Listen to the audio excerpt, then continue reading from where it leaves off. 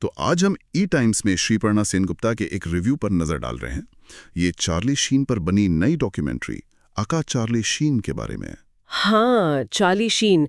ये डॉक्यूमेंट्री उनके हॉलीवुड के उतार चढ़ाव, नशे की लत, विवाद, इन सब पर उनकी अपनी कहानी है। और खास बात ये कि अब वो कह रहे हैं कि 7 साल से नशे से दूर हैं। हाँ। तो ये उनका सोबर पर्सपेक्टिव है। बिल्कुल। रिव्यू का सार यही है कि डॉक्यूमेंट्री कहीं कहीं दिलचस्प है, कहीं परेशान करती है और थोड़ी अटपटी भी। रेटिंग भी मिली जुली है 3.0। हाँ। और रिव्यू शुरू होता है एक सीन से कि नशे में धुत शीन एक यात्री विमान उड़ा रहे हैं। क्या ये सच है?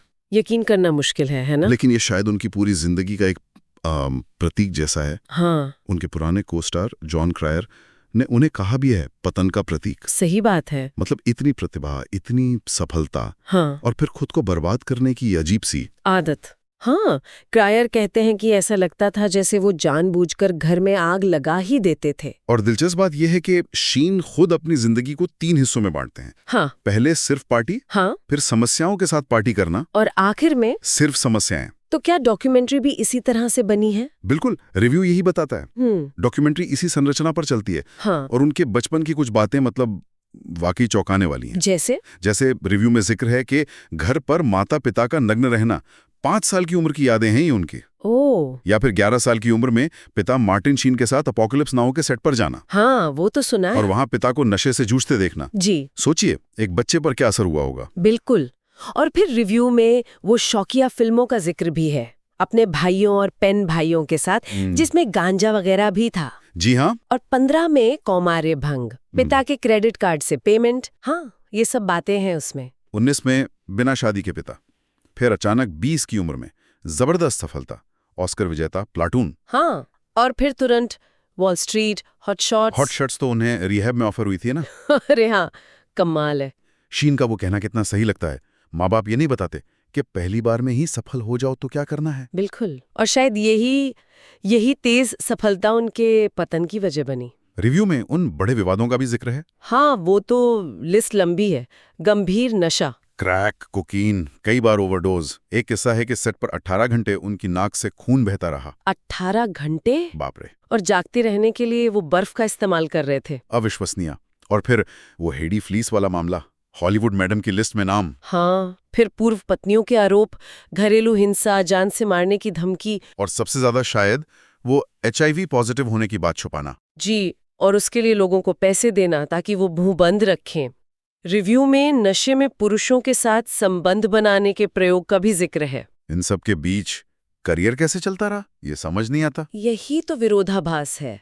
इन्हीं विवादों के बीच स्पिन सिटी के लिए गोल्डन ग्लोब जीत लिया। हाँ। 2.5 Men के लिए टीवी इतिहास में सबसे ज्यादा फीस पाने वाले एक्टर बन गए। सही कहा। और 2011 में जब सब कुछ बिखर रहा था, तब भी ट्विटर पर सबसे तेज 1 मिलियन फॉलोअर्स। और वो टॉर्पेडोज ऑफ ट्रूथ टूर, वो भी हाथों हाथ बिक गया था। बिल्कुल, मिनटों में। गजब है। लेकिन रिव्यू एक और बात उठाता है कि कैसे उनके सार्वजनिक पतन के दौरान स्टूडियो और फैंस ने उनका फायदा उठाया। मतलब वो बीमार थे और लोग तमाशा देख रहे थे। हाँ, ये एक जरूरी सवाल है। रिव्यू के मुताबिक डॉक्यूमेंट्री इस पहलू पर ज्यादा गहराई से बात नहीं करती। अच्छा। ये एक आलोचना है। और अंत में वो कोरी हैम वाले यौन शोषण के आरोप का जिक्र आता है, जिसका हैम की मां ने खंडन किया था।